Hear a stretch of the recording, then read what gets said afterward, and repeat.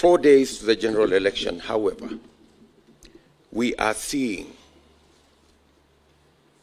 choreographed incidences after our competitors have realized that what they thought this election would be has completely changed and become something else.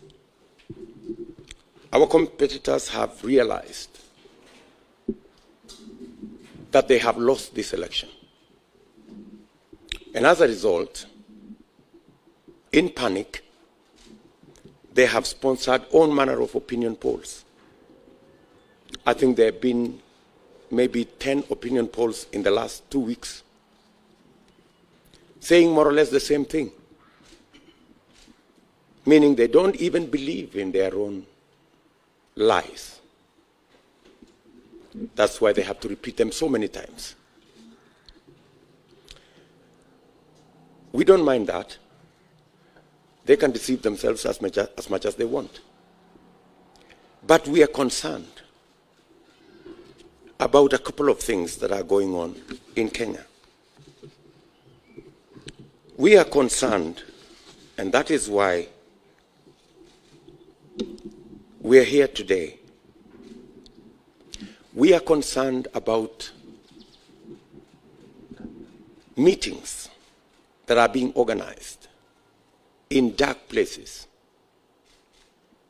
to orchestrate disharmony, to orchestrate conflict, and to plan what is not good for Kenya. Recently, the president met people in Nakuru, and the outcome of that meeting is not good for our country. Apart from threats to members of my team who are leaders, what is emerging from those meetings is eventually the leaflets you see. Sometime this week, leaflets were distributed, pamphlets, warning communities. The same old stuff that has taken Kenya through a lot of pain. These leaflets are not innocent. There are people known by the state behind these leaflets. And the intention of these leaflets and pamphlets are to cause panic in the population and to create a situation that will foment citizens fearing to go and vote.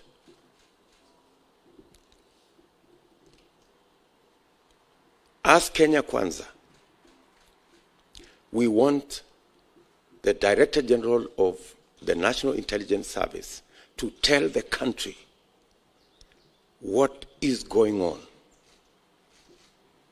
We cannot sit pretty and see the same things that have happened in Kenya happen again.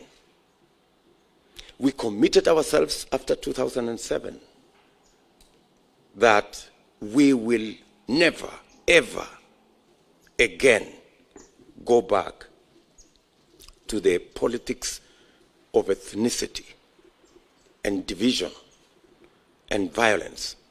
But there are people, having realized that they cannot win this election, they want to disrupt this election. They want to cause conflict in this election. And that is why we are calling on every state agency and our friends in the international community to speak to this matter, because it is a matter of concern. The regional commissioner, Maalim Mohamed of Rift Valley, the county commissioners, Samson Ojuang of Trans Nzoia and Stephen Kihara of Uasin Gishu and Erastus Mbui of Nakuru are part of this scheme. They are the people holding night meetings to orchestrate and to plan conflict among us Kenyans.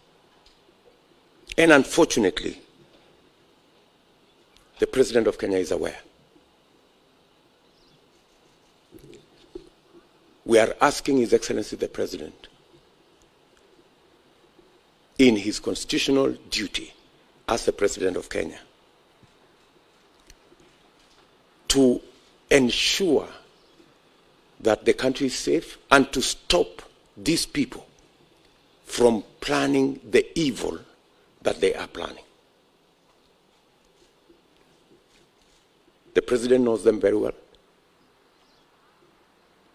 And the President must stop these people from causing conflict among us Kenyans. The same way the President stopped Mr. Kinoti about a year ago when he was planning the same schemes with the post-election violence victims. The President is very well aware what Mr. Kinoti was planning then. He is very well aware what these people are planning now. Let me also say that this plan is being propagated by certain media houses, Kameme and Inoro FM, and more specifically, Njenga Mungai and Joseph Kuna. They are running narratives around violence and around conflict. These people should be made to answer for what they are doing. To make matters worse, Azimio leaders openly and brazenly doctored my speech in Eldoret and posted it on their official timelines, inciting the people in Rift Valley and in Kenya to violence. NCIC has never made a statement. The DCI has never taken any action. And these are not simple statements. That's why we call on every Kenyan and the international community to look at the issues in their proper perspective.